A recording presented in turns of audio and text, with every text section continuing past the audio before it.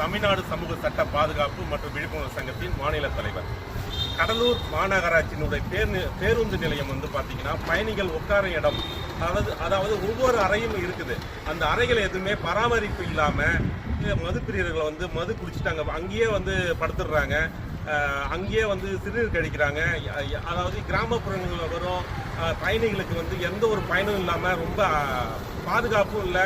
அங்கே சில தாய்மார்கள் குழந்தைகள் பால் ஊற்றுற ஒரு இடம் கூட வசதி கூட இல்லாமல் ரொம்ப கஷ்டப்படுறாங்க.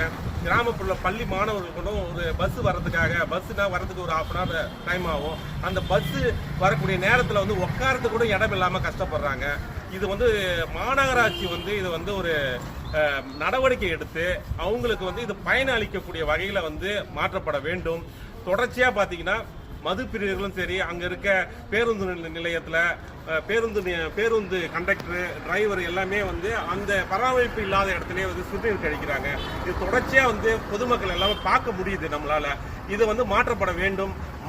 கடலூர் மாநகராட்சி இதுக்கு ஒரு நல்ல ஒரு முடிவை எடுத்து பராமரிப்பு கொண்டு மக்கள் அனைவரும் அந்த பயணியாளர்கள் எல்லாருக்கும் பயன் கொடுக்குற அளவில் இது நடவடிக்கை எடுக்கணும் என்று தெரிவித்துக் கொள்கிறேன்.